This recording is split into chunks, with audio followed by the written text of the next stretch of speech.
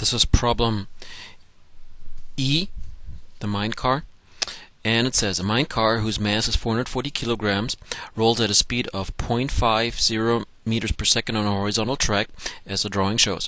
A 150 kilogram chunk of coal has a speed of 0.8 meters per second when it leaves the chute. Determine the velocity of the car coal system after the coal has come to rest in the car. Let's first look at a kind of an estimate.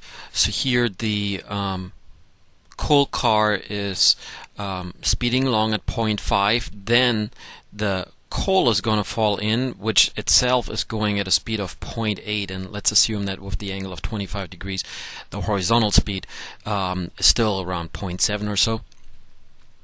That means the coal is a little bit faster, and that also means that therefore after the collision, when the coal falls into the coal car, that the cart has become a little bit faster and the coal has become a little bit slower, and that's just an estimate.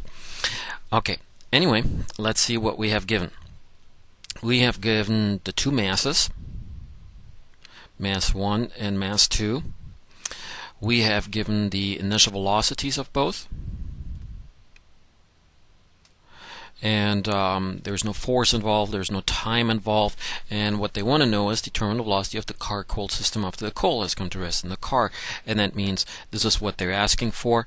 And here is also where we realize, actually I'm going to write this again, hold on, that this is what they want to know, and this is what they want to know. I should make a question mark here. However, we should realize that these two are the same velocities, because the two are stuck together.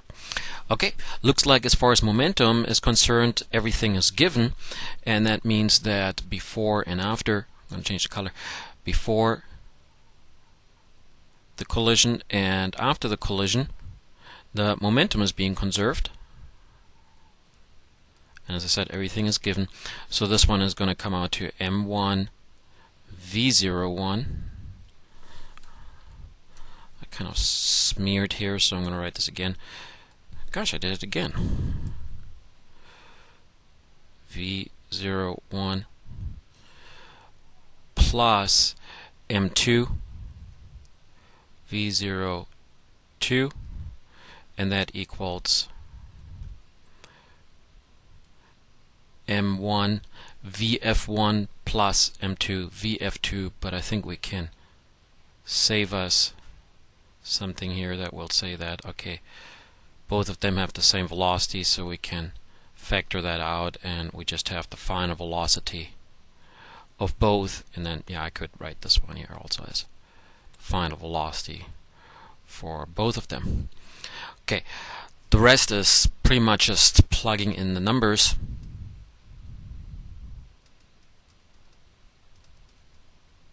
So here 150 times, oh, one little thing that I just noticed here, might as well do this.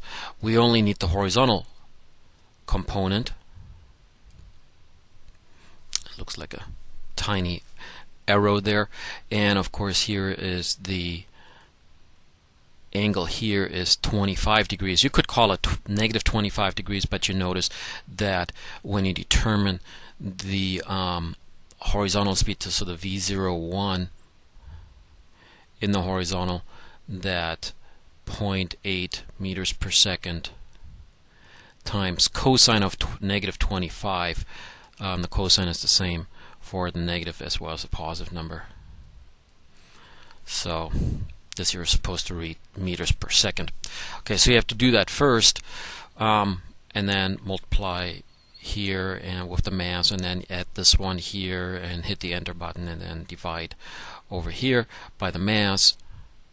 And as I do that, as you would do that, you would have here kilograms meters per second, divide by the kilograms here, and you come up with meters per second, which is the way it should be.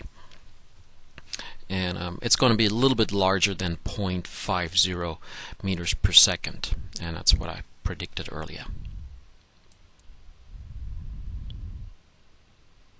Here's one little thing that I just about forgot in this discussion here as I was calculating this one here for the horizontal velocity and therefore the horizontal momentum, I forgot to mention, well, what actually happens to the vertical momentum. It kind of looks like it has nothing to do with what's going on here. In fact, it doesn't.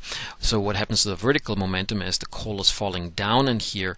That is absorbed by the coal car, which then, of course, presses down on the track. So momentarily during the impact, due to the impulse, the coal car seems to be a little bit heavier or needs more support force, but because that's in the vertical direction, it is inconsequential to what's happening in the horizontal.